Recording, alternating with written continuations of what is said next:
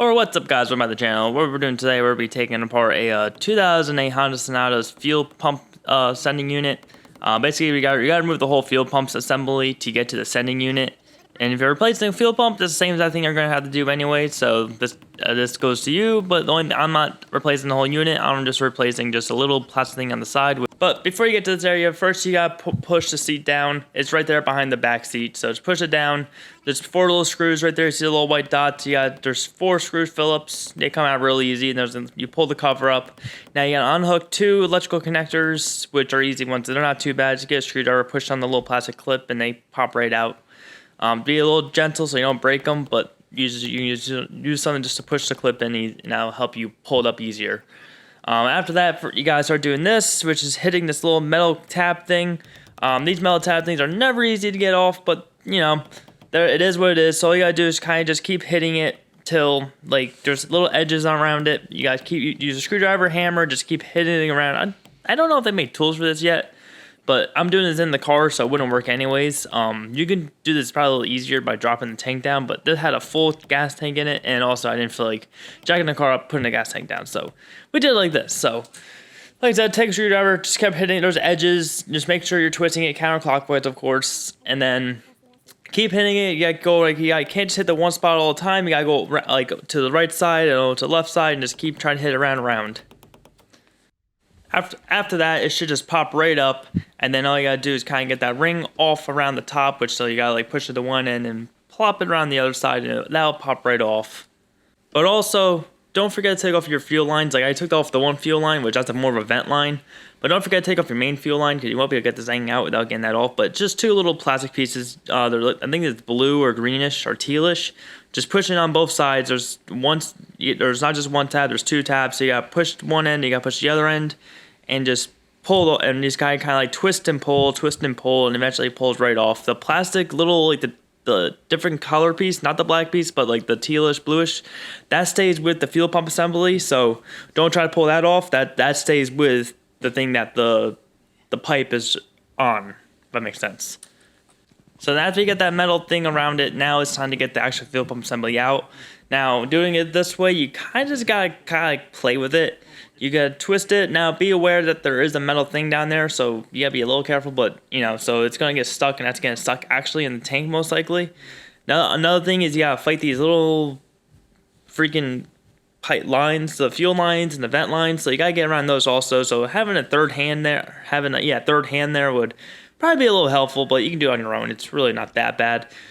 But no, so you kind of got to twist it, pull it up. Once you get to this point, you kind of just, once again, got to find that kind of pull up and twist in a way. Because the thing is, what you're fighting the little thing down in the gas tank, the fuel sending unit, which is what I'm replacing. So basically what it is, basically you have a filter also that's sticking out to the left. And you have the fuel pump fuel pump sending unit to the left there that's getting stuck in the gas tank. So you kind of got to pull up, twist, and then you got to start pulling it on an angle at some point. So when you're pulling it on an angle, you got to pull, twist it, and kind of twist to the, like, clockwise on the fuel pump assembly. Not too hard, just like, you know, just pull up, twist, and just feel it out.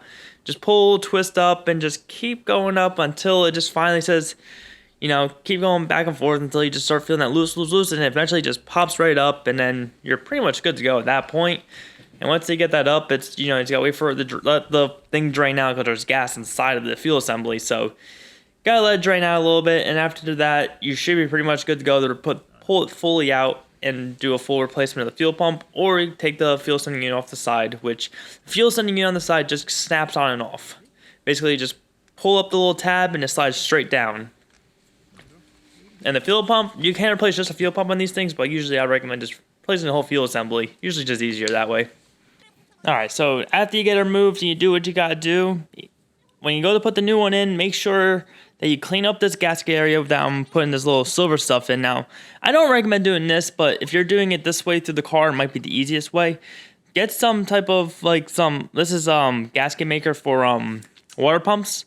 So I took a water pump gasket maker. I just put a couple dabs, just enough to hold the gasket in place. You know, I didn't gob it. I just did a couple of dabs just enough to hold the gasket in place. So when I put the gas pump in, it doesn't move all around. When I tried this a little bit before this, and it was not working. Just kept moving everywhere. And you want that to seal. If you don't, that doesn't seal, you get check engine light, fuel sloppage, fuel lossage, and a lot of bad things happen. So do that. Now putting it back in just goes in the same exact way as you pulling it back out. Now you got put in sideways, and it's like a twisting down, let it, and just twist and turn as it goes down. Now, like I said, don't force it down, but like I said, just let it work itself down. It will work itself down. Hardest part's me getting it past that edge, but once you twist it and pull it towards away from the edge and get it passed right down, the easiest, hardest part's over, and then comes the true hardest part, which is putting that ring back on. Which you can do that now before you put the fuel lines on. Put the fuel lines on, you gotta pull the fuel lines back off to get that back on.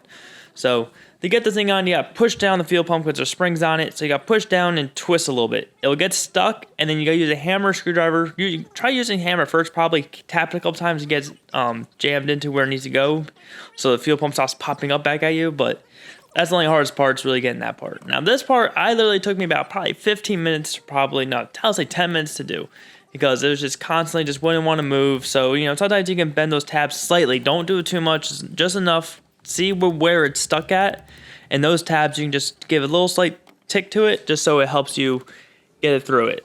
But don't do too much, because they're supposed to be tight to help hold the fuel pump assembly there. So once again, back to the hammer, screwdriver, the two handiest thing in the toolbox.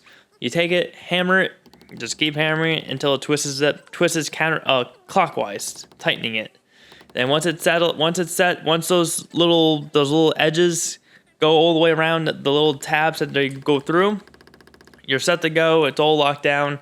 Then all you have to do is just put the black slabby thing back on top of that. Don't forget to plug in the wires, because you won't have a fuel pump to run. So put the fuel pump wires on, put the black tab on, screw them down, and the job's all done, and you'll be set on your way to driving your car and hopefully have reading fuel levels and also pumping gas in your engine so you can drive the car.